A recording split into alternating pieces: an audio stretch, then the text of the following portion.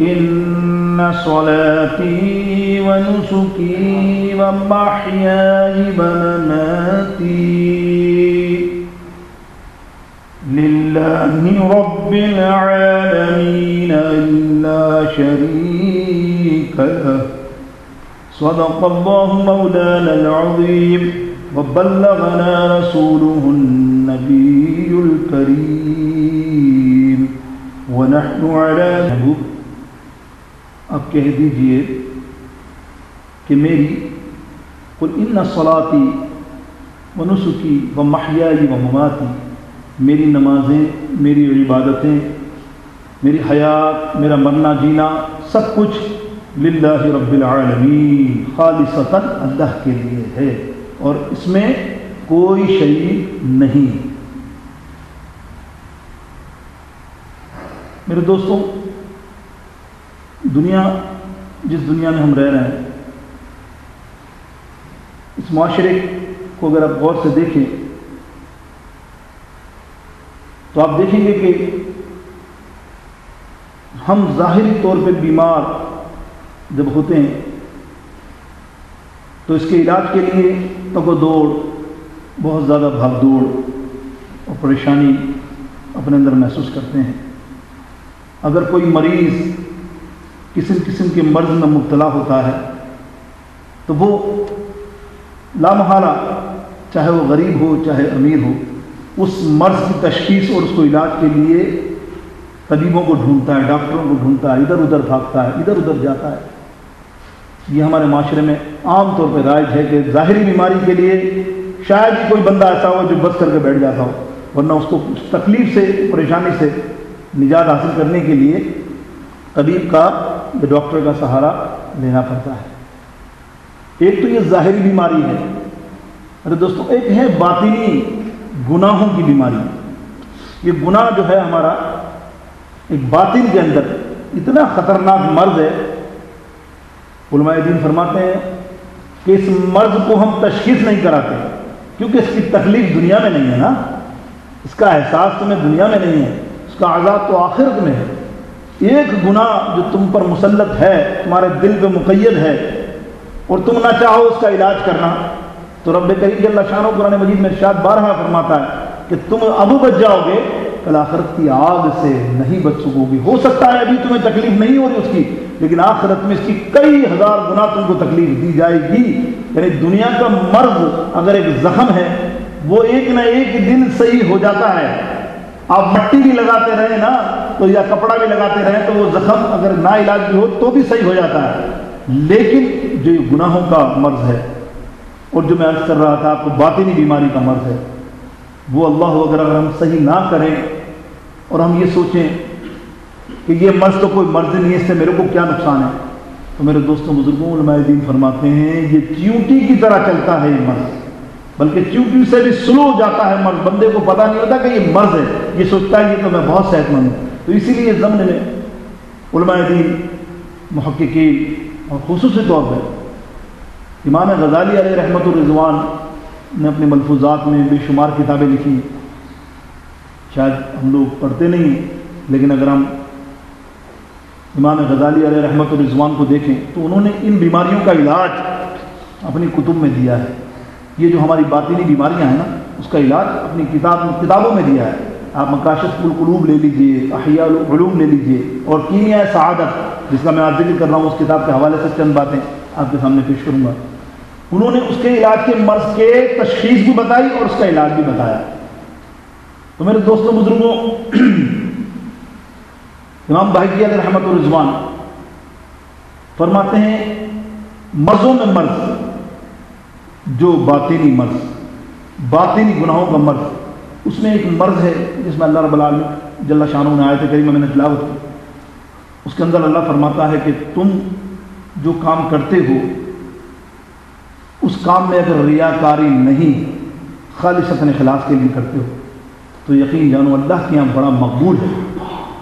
ایک موقع پر قرآن مجید میں فرقان حمید میں اللہ تعالیٰ فرماتا فمن کان یرجو لقاء ربہ فلیعمل صالحا عملا صالحا، اللہ اکبر، ولا یشرک بعبادہ ربہ بعبادۃ ربہ احدا. اللہ فرماتا ہے اگر تم خالصتاً عمل کے ساتھ، نیک نیتی کے ساتھ ہر کام کرو، اپنے کاروبار خالصتاً نیتی کے ساتھ کرو، خالصتاً سچائی خلوص کے ساتھ نمازیں پڑھو، عبادتیں کرو، سب کچھ کرو، تو پھر کیا ہوگا؟ اللہ رب العالمین تم کو آخرت میں اپنا دیدار عطا فرمائے گا. تم سمجھو اس بات کو. اللہ کہتا ہے اور میری عبادت میں کسی کو شریک نہ رکھو، ولا یشرک بھی، کسی کو شرکت نہ دو. تو کل کیا ہوگا؟ آخرت میں تم لقاء اللہ کا جلوہ دیکھو گے. جب اللہ کا جلوہ دیکھو گے میرے دوستو بزرگوں، اگر تمہارے ان عملوں کے اندر ریاکاری نہیں ہوئی، دکھاوا نہیں ہوا، جو آج کل ہمارے معاشرے میں عام ہے، واللہ کوئی سخی سخاوت کرتا ہے وہ بھی دکھاتا ہے، دکھائے بغیر ایڈورٹائز کرے بغیر کام نہیں ہے. اللہ اکبر. نمازیوں کو دیکھو، حاجیوں کو دیکھو، یہ ہے نا. حالانکہ نماز سرکار فرماتے ہیں ان الفحشاء والمنکر والبغی یعظکم لعلکم تذکرون کا مقصد کیا ہے کہ تم نماز پڑھو، تمہارے گناہ صاف، تمہارے گناہ صاف. تم گناہ نماز پڑھنے کے بعد بندہ ایسا پاکیزہ ہو جاتا ہے، ہو جانا چاہیے. لیکن کیا ہے اتنی نمازیں لوگ دیکھیں آپ پڑھتے ہیں، ایسا نہیں کہ کچھ نہیں پڑھتے، بہت سے پڑھتے ہیں، لاکھوں ہوں گے، کروڑوں ہوں گے، لیکن کیوں وہ صاف پاک کیوں نہیں ہوتے؟ وجہ یہ ہے کہ اللہ فرماتا ہے نا کہ للہیت نہیں ہے. اگر تم کاش کہ یہ سوچ کر جاؤ کہ میں صرف اللہ اور خالص اللہ کی رضا کے لیے یہ کام کر رہا ہوں تو اس میں فائدہ ہی فائدہ ہے. اسی لیے حضور پرنور سید عالم صلی اللہ تعالیٰ علیہ وسلم فرمایا دنیا میں کئی سخی ہیں جو سخاوتیں کرتے ہیں، ہم سمجھتے ہیں بہت سخی ہے، پتہ نہیں وہ کس حساب سے کر رہے ہیں. لیکن سرکار فرماتے ہیں کل قیامت کا دن ہوگا، حشر ہوگی، 3 شخص ایسے لائے جائیں گے، 3 شخص ایسے لائے جائیں گے اللہ کی بارگاہ کے اندر. پہلا شخص ہوگا شہید، جو جنگ میں شہید ہوا اللہ کی راہ میں.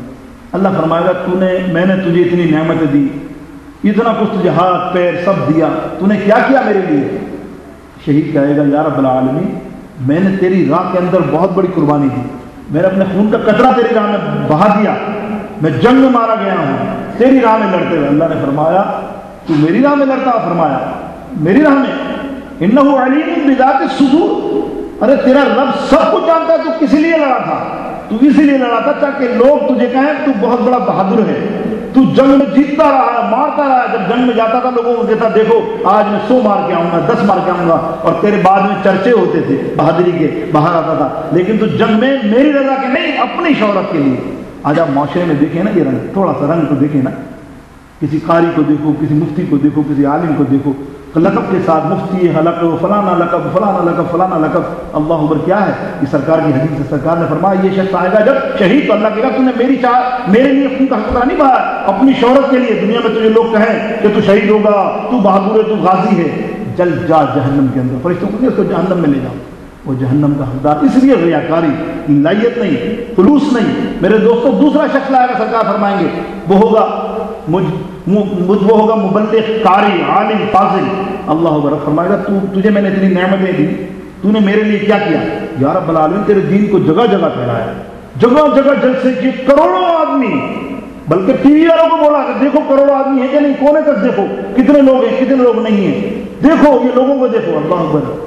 اللہ کی رضا کے لیے نہیں، لوگوں کی رضا کے لیے، لوگوں کو دکھانے کے لیے. مبلغ کہلانے لگے، خطیب کہلانے لگے، مفسر اسلام کہلانے لگے، اللہ مجدد کہلانے لگے. ایسے دور میں ہیں مولوی، ایسے مولانا، ایسے قاری ہیں دکھاوے کے. اللہ فرمائے گا تو بڑا عالم بنا تھا میرے لیے، بڑا علم پھیلایا، لیکن تو نے میرے لیے پھیلایا، تو نے اس لیے پھیلایا کہ لوگ تجھے مفتی کہیں، تجھے لوگ بہت بڑا خطیب کہیں، تجھے لوگ بہت بڑا عالم کہیں، تجھے پیر کہیں، تجھے فقیر کہیں. تو بہت بڑے جھپے اور ٹوپیاں پہنتا تھا تاکہ لوگ تیری شہرت کریں، واہ واہ یہ اللہ کا ولی، دیکھو اوپر سے لے کے کیسا نورانیت ہے، کیسا جلوس میں جا رہا ہے، کیسا کیا کر رہا ہے. یہ کیا ہے میرے دوستوں؟ اللہ فرمائے گا تو نے دنیا کو دکھانے کے لیے، تاکہ دنیا تیری تعریف کرے کہ واہ واہ یہ عالم بہت بڑا ہے، تو نے نعرے لگوایا، تو نے سب کچھ کیا. اللہ فرماتا تو نے میری رضا کے لیے نہیں کیا. اللہ اکبر. اللہ رب فرمائے گا اس کو اٹھاؤ اور جہنم میں لے جاؤ فرشتوں. سرکار فرما رہے ہیں حدیث سے. تیسرا شخص وہ آئے گا میرے دوستوں بزرگوں، تیسرا شخص ایک سخی آئے گا. اللہ فرمائے گا تو نے میری نعمتیں لے کے کیا کیا؟ یا اللہ تیری جتنی دولت تھی میں نے لٹائی، میں نے سب کو بانٹی دنیا میں. اچھا. اللہ فرمائے گا انہ علیم بذات الصدور. اللہ تو سب کچھ جانتا ہے، تو اللہ سے چھپا رہا ہے. تو نے اسی لیے کیا تھا کہ لوگ تجھے سخی کہیں کہ بھائی یہ سخی کا در ہے، یہ سخی کا در ہے، دیکھو ایسا ہاتھ سے کہتا ہے. اللہ اکبر. ایک مرتبہ سرکار علیہ السلام نے فرمایا کہ ایک دن فرشتوں نے جب پہاڑ بنا نا، پہاڑ اونچا، پہاڑ مضبوط، فرشتوں نے کہا اللہ اکبر. اللہ کی سب سے مضبوط چیز یہی ہے, قوی چیز, مضبوط چیز یہ ہے. تھوڑے دیر بعد, کچھ عرصے بعد جب دیکھا لوہا بنا, لوہا, اب فرشتوں نے کہا, آپس میں گمان کیا سب سے مضبوط چیز لوہا ہے. پھر آگ آئی, آگ نے لوہے کو جلانا شروع کیا. اللہ, سب نے کہا, فرشتوں نے کہا یہ آگ جو ہے سب سے مضبوط چیز ہے اللہ کی. پھر پانی آیا, پانی نے آگ کو بجھایا تو پانی, پھر ہوا آئی جسے سب کو اڑا دیا. تو فرشتوں نے گمان کیا یہ مضبوط چیز ہے.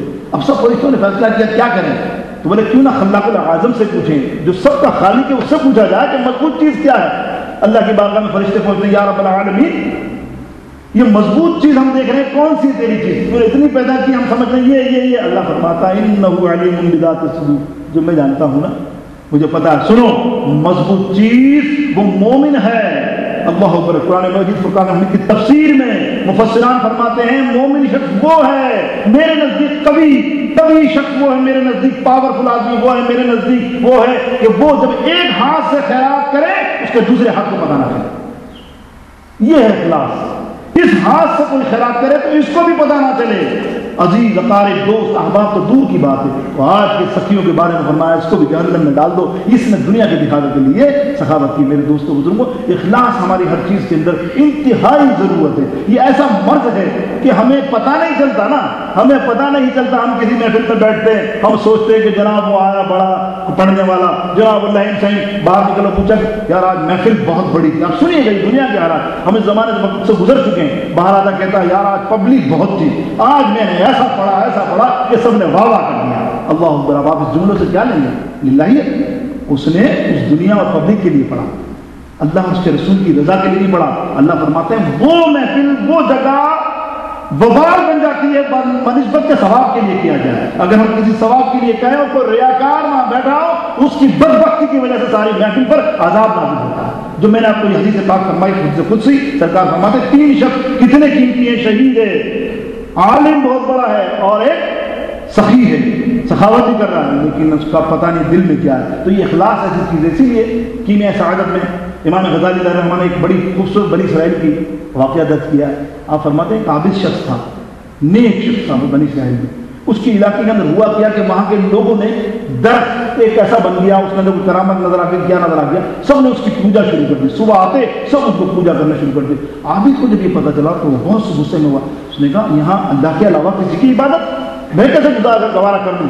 اس نے کلاڑی اٹھائی خالصۃ للہ کی خاطر. اس نے کہا درخت کو کاٹ دوں گا, نہ یہ درخت رہے گا نہ یہ عبادتیں ہوں گی. وہ خالص للہ کے لیے جب وہ نکلا ہے کلاڑی لے کر, تو دوستوں جب آپ نیک کام کے لیے گھر سے نکلتے ہیں نا, تو آپ کا اخلاص ختم کرنے کے لیے ان الشیطان للانسان عدو مبین, انسان کا سب سے بڑا دشمن شیطان ہے. وہ تجھے کہتا ہے ارے وہ یہ سمجھتا ہے کہ بڑا نیک کام کرنے جا رہا ہے, ادرک اور لہر سے میں پڑھ, اور لہر سے میں پڑھ, اور کام کر, یہ کر وہ کر. وہ یہ سمجھتا میں بہت شہرت حاصل کر رہا ہوں, میں بہت دین کا کام کر رہا ہوں. لیکن یہ شیطان ہوتا ہے دراصل جو اس کو للہیت سے روکتا ہے. شیطان انسان کے روپ میں آیا اور کہنے لگا بھائی کہاں جا رہا ہے.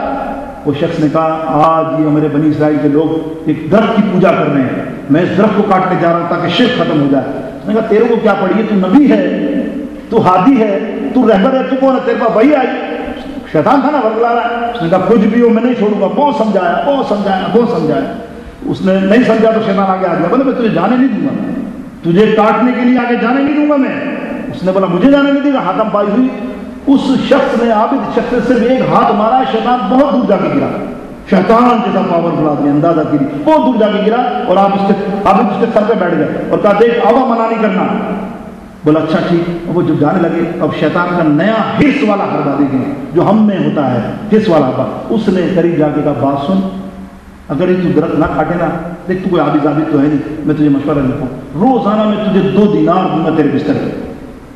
2 دینار ملیں گے تو ایسا کام کریو, 1 دینار سے اپنا خرچہ چلائیو, 1 دینار اللہ کی راہ میں خیرات کریو, غریبوں کو بانٹیو. دیکھ کتنا شامل ہے. اب جو حرص آئی مال کی, ایک دم عابد تھا نا. اللہ اکبر. اللہ کے رسول صلی اللہ تعالی علیہ وسلم فرماتے ہیں عابد 1000 عابد ایک طرف, میرے دین کا ایک عالم ایک طرف. अल्लाह अकबर, वो नहीं बरलाया जाएगा शैतान से, लेकिन ये आबिद हजार बरलाए जाएंगे शैतान से। इसलिए कि इनके पास इल्म नहीं है, इबादत तो है, रात को तहज्जुद गुजार भी हैं, सुबह फजर के सारे नमाजी भी हैं, सब कुछ है, लेकिन इल्म की फुकदान है, जिसकी वजह से वो बेकार में आ गया। उसने कहा अच्छा ठीक है, अगर ये करता तो बड़ी अच्छी बात है यार, खाना भी खाऊंगा और नेक काम भी करूंगा, छोड़ो दरख्त को। घर आया, 4 दिन तक बिस्तर के नीचे रोजाना सुबह 4 दिनार उसको मिलते रहे, 2 दिनार 2 दिनार। 5वें दिन वो दिनार आना शुरू बंद हो गए। अब इसमें आबिद ने खड़ा हो गया, उसने कहा यार ये तो बड़ा खतरनाक आदमी था, धोखा दे दिया। 5 दिन इसने 2-2 दिनार हमें दिए, अब नहीं दे रहा। 2 दिन नहीं दिए, उसने कुल्हाड़ी उठाई, उसने कहा चल भाई छोड़ अपना काम कर। कहाँ करने लग गया खमीज के, दरख्त काट के चलते हैं। अल्लाह, दरख्त काटने जब गया फिर आगे शैतान गाना था, तो कहाँ जा रहा भाई? बोलो दरख्त काटने। बोला तेरा बाप ये तो दरख्त नहीं काट सकता। बोले कैसे? मैं पहले नहीं जाना था। अब तू तेरा बाप भी नहीं काट सकता था, तो काट के देख। वो आगे बढ़ा, शैतान ने एक हाथ दिया ना तो कई मील दूर जाके गिरा, शैतान उसके ऊपर बैठ गया। बोला तू मत काटना वरना मसल दूंगा मैं तुझे। उसने आबिद ने कहा यार बाकी तो सब सही है, आज से पहले 4 दिन पहले जब मैंने तुझे तमाशा मारा था तो तू कितनी दूर जाके गिरा था, और अब तेरे पास ये ताकत कैसे आई? अल्लाह अकबर। शैतान कहता है, इमाम गजाली ने कितना अच्छा तरीके से समझाया। शैतान कहता है उस वक्त जब तू दरख्त काटने निकला था तेरे अंदर निडाहियत थी, अल्लाह की रजा के लिए निकला था, तू खुलूस वाला था। लेकिन अब जो आया है उस दीनार के लिए आया है, इसलिए कि तुझे दीनार मिलना खत्म हो गए, तेरे में लाहियत नहीं है दरख्त काटने के लिए, खालिस्तन इसलिए आया कि मेरे दीनार बंद हो गए। तो अल्लाह ने तेरा अपना करम, जो उस वक्त तेरे ऊपर अल्लाह का बहुत करम था, क्योंकि तू लाहियत में था, अल्लाह की रजा में था, खुलूस था तुझे, तो अल्लाह का खुसूसी करम तुझ पर नाज़िल था। लेकिन अब जो आया है ये तुझ पे खुसूसी करम नहीं, अब तू हिर्स और लालच में आया, अल्लाह ने अपना करम उठा लिया, तुझ पे मैं शैतान गालिब आ। तो मेरे दोस्तों बुजुर्गों, ये है हमारे खुलूस और लाहियत के काम। हम अपने जो भी काम करते हैं, अमल करते हैं, सोचा करें ये ऐसी बीमारी है बड़ी। मैंने कहा ना आपको, मुहद्दिसीन फरमाते हैं, इमाम जलालुद्दीन सयूती अलैहि रहमतुल्लाह ने एक किताब जो लिखा खुलासा, कि ये च्यूटी की तरह चलती है, बंदे को पता नहीं होता, बंदे को पता नहीं होता क्या मेरे दिल में। अब जब आप देखें, आप वैसे भी तौर पर अब अपने हिसाब से बड़े बड़े लोगों को देखें, वो सोचते होंगे कि यार मुझे इसने सलाम नहीं किया, मुझे इसने सलाम नहीं किया, मैं आया तो उसने आगे नहीं बिठाया, मैं आया तो मुझे मिंबर पे नहीं बिठाया, मैं आया तो वीआईपी बना नहीं किया। ये क्या है? ये लाहियत नहीं है, अल्लाह हो, ये सब दिखावा है। अल्लाह हो, इमाम आज़म अबू हनीफा फरमाते हैं मस्जिद में या कहीं जाओ, जहाँ जगह मिले वहाँ बैठ जाओ। अब वो साहिब खाना की मंजिलत है कि वो आपको कदर देता है नहीं देता। पहले इमाम अबू हनीफा रज़ी अल्लाह तआला अपनी किताब में अपने दोनों, इमाम अबू यूसुफ और इमाम मोहम्मद, दोनों को तंबीह की है। देखो, एक बात की वसीयत करता हूँ, कभी किसी महफिल में जाओ अपने आप को मुफ्ती, आलिम, फाजिल, इमाम मत समझना। पहले जाके जब कोना मिले वहाँ बैठ जाओ, इसलिए कि खुदा न खास्ता तुम वीआईपी सीट पे बैठे और वह बंदे को किसी और को बिठाना होगा तो तुम्हें हाथ पकड़ के उठा के दूसरी जगह बिठा देगा, उस वक्त तेरा क्या हाल होगा? क्यों जाता है दुनिया की दिखावा? अरे दिखावा दिखा, अल्लाह को दिखा, अल्लाह के नजदीक अफजल होने की कोशिश कर। मेरे दोस्तों बुजुर्गों, मैं बता रहा था बात कि 1000 आलिम, एक आलिम और 1000 आबिद। आइए, हज़रत अमीर माविया रज़ियल्लाहु ताला के मौलाना रूम ने मसनवी शरीफ के अंदर बड़ी ज़बरदस्त या बात खोल दी, जो आपके साथ शेयर कर रहा हूँ मोहब्बत के साथ। आप समझिए कि खुलूस और लाहियत क्या है। एक मरतबा हदीस पाक में आता है, मिशकात शरीफ में भी है, और मौलाना रूम अलैहि रहमतुल्लाह रिज़वान ने मसनवी शरीफ में पूरी तफसील दी है। एक मरतबा अमीर माविया रज़ियल्लाहु ताला अन्हु की फजर की नमाज जमात के साथ रह गई। शैतान ने शैतानी गिरी की, सोते रह गए, उठे तो नमाज का वक्त जमात का जा चुका था। अब जो शैतान ने हरकत की तो आपने वो जो नमाज अदा की वो बहुत रोए कि मेरी आज जमात कैसे चलेगी, बहुत रोए। हदीसों में आता है आंसू से तर मुसल्ला हो गया और अल्लाह की बारगाह से उठे ही नहीं सजदे में से और दुआओं में से, और इतनी दुआ की अल्लाह की बारगाह में। अल्लाह रब्बुल आलमीन किताबों में आता है कि फरिश्ते मेहरबान हो गए, अल्लाह मेहरबान हो गया, फरिश्तों को कहा जाओ आज वैसे तो 27 नेकी होती है जमात पढ़ने की, इसको 70 नेकियां अदा करना। इसने इस खुलूस के साथ अल्लाह की बारगाह में माफ़ी मांगी है, दे दो। अब शैतान को पता चला तो इमाम रूमी फरमाते हैं कि दूसरे दिन वो उनके घर पे गया, फजर की अजान से 10 मिनट पहले, और नॉक किया। नॉक करके कहता उठ जाओ, फजर की नमाज चली जाएगी, जल्दी उठो, जमात में जाना है, यानी अजान से 10 मिनट पहले। मौलाना हजरत अल्लाहु अकबर इमाम अमीर माविया रज़ियल्लाहु ताला अन्हु जब आँख खुली तो देखा मुझे कोई जगह नहीं आया। कल मेरी जमात चलेगी तो आज तो कोई अल्लाह का बंदा समझने लगे, गुमान ये था कोई नेक बंदा जो मुझे उठाने आया। बाहर दरवाजा खोला तो एक शख्स खड़ा था, उन्होंने देखा अरे तू कौन है? तू मेरे शहर का तो नहीं, कोई दूर का लगता परदेसी, तू मेरे घर में जगाने के लिए आया? बोले जल्दी जा, तेरी जमात छूट जाएगी, जल्दी जा, تیری جماعت نکل جائے گی۔ اللہ اکبر، تو اتنی جلدی کر رہا نہیں کر رہا، تو ہے کون یہ تو بتا۔ بولے مجھے چھوڑ، میں کوئی بھی ہوں، تو جا تیری جماعت نکل۔ بولے نہیں، اس لیے کہ کل میری نکل گئی تھی جماعت، آج تو نے اتنی مہربانی کی ہے، میرا گمان ہے کہ میں تجھ سے پوچھوں گا تو ہے کون۔ بولا اچھا مجھ سے پوچھنا چاہتا ہے، میں سن، میں شیطان ہوں۔ میں کون ہوں؟ میں شیطان ہوں۔ اللہ اکبر، امین معاویہ حیران رہ گئے، فرمایا تو شیطان اور مجھے نماز کے لیے بھیج رہا ہے؟ بولا ہاں، اس لیے کہ کل تجھے میں نے جماعت کے لیے روکا تھا اور تو اس زمانے گھر آئے، گاڑی بھی بڑی ہے، جماعت کا ٹائم بھی ہو رہا ہے، مغرب عشاء یا کوئی بھی ٹائم ملا، اوہ یار سستی آ رہی ہے، اس سے جاؤ، کیا ہے یہ شیطان ہے۔ یہ اس روایت سے یہ ثابت ہے کہ ہم میں للہیت مکمل طور پہ نہیں آئی ہے میرے دوستوں، اللہ کی رضا کے لیے۔ اگر اللہ کی رضا ہے، آپ کو بولا کہ میں جاب میں محنت کر سکتا ہوں، تو اللہ کی رضا کے لیے مسجد میں جا کے نماز پڑھ کے واپس گھر نہیں آ سکتا، تو اللہ کتنا راضی ہوگا کہ وہاں دیکھیں آپ کہ 27 کے بجائے 70 نہیں کیا عطا فرمائی، اور ہم اس کے باوجود گھر میں پڑھ کے بھی کبھی اللہ کی بارگاہ میں یہ بھی پیش کیا اپنا استغاثہ، یا اللہ آج مجھ سے غلطی ہو گئی، میں مسجد نہیں جا سکا، شاید میرا عمل کیسا ہوگا۔ اللہ فرماتا ہے نا، میں نے فرمایا تو اس ریاکار کو اللہ رب العالمین سرکار فرماتے ہیں، سرکار علیہ الصلوۃ والسلام نے ایک مرتبہ روتے روتے دعا مانگی، صحابہ نے کہا یا رسول اللہ آپ اتنا روئے؟ بولا فرمایا، اور سرکار نے بار بار دعا میں کہا اللہ مجھے جب الحزن سے بچا، جب الحزن سے بچا۔ صحابہ نے کہا یا رسول اللہ یہ کیا بلا ہے؟ سرکار نے فرمایا جہنم کی ایک بہت ہی خطرناک وادی ہے جس میں ریاکار جو خلوص نہیں رکھتا نمازوں میں، عبادتوں میں، اپنے کاموں میں، ریاکار کو ڈالا جائے گا، سارے ریاکار وہاں جائیں گے، بظاہر وہ دنیا میں بڑے نیکوکار ہوں گے لیکن ریاکار ڈالے جائیں گے۔ میرے دوستوں بزرگوں، اللہ رب العالمین ہمیں ریاکاری سے محفوظ فرمائے اور اخلاص اور خلوص کے ساتھ اللہ رب العالمین اپنے جو دینی کام ہے، آپ کے ہر کام، چاہے وہ کوئی بھی کام ہو۔ میرے دوستوں، مولا علی کی آخری بات، محمد جنید بغدادی کی آخری بات کر رہا ہوں آپ کے سامنے بڑی محبت سے، حضرت جنید بغدادی رضی اللہ تعالیٰ عنہ، اخلاص کے اندر کتابوں میں آتا ہے ان سے بڑا ولی اللہ کوئی ہے، اتنا اخلاص۔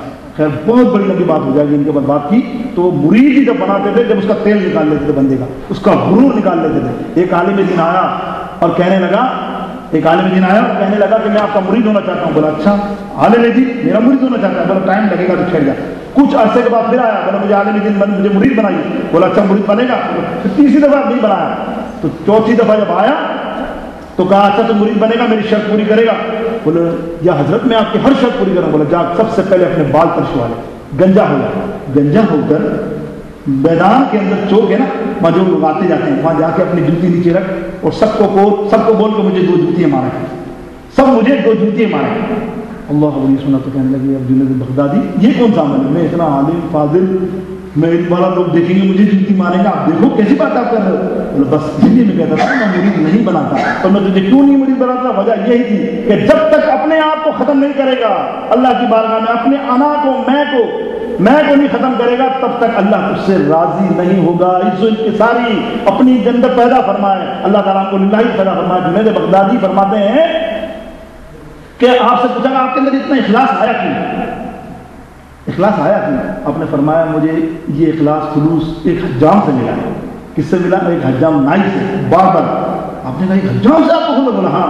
بولے ایک دفعہ میں حج پڑھنے گیا، میرے پاس کچھ بھی نہیں، پیسے سب ختم، کچھ بھی نہیں۔ اب مجھے بال ترشوانے کے پیسے نہیں، میں نے حج کیا تو بال منڈوانے کے میرے پاس پیسے نہیں۔ میں حجام کے پاس گیا اور حجام کسی بڑے آدمی کا بال کاٹ رہا، بڑے آدمی کا بال کاٹا تھا عافیہ کی بنا کے اچھی طرح۔ میں نے اس کو ایک بات سنیں گے؟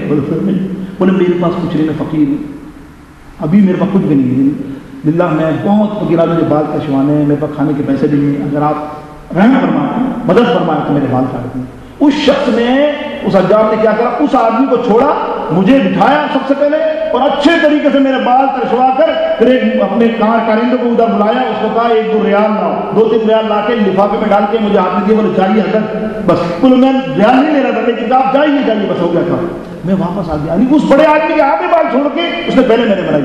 اب پھر کچھ عرصے بعد میرے پاس مال متی آ گیا، اللہ کی طرف سے میں اس کی طرف گیا تو اس کی دکان پر میں گیا اور میں جا کے میں نے کہا یہ لیجیے، کچھ پیسے اس کو دیے، یہ کچھ آپ کی امانت تھی؟ کون سی امانت؟ کون سی امانت؟ اس نے کہا جب آپ نے، میں کچھ بھی نہیں تھا اور آپ نے میرے بال کاٹے تھے اور مجھے کچھ پیسے دیے۔ خدا کی قسم یہ پیسہ میرے لیے حرام ہے، اس لیے کہ میں نے اللہ کی رضا کے لیے تیرے نہیں کیا تھا۔ آج اگر تو یہ میرے کو قیمت دے دے گا تو میرے میں للہیت نہیں رہے گی، اس وقت کا جو قبول ہونا تھا وہ میرا اللہ نے قبول کر لیا۔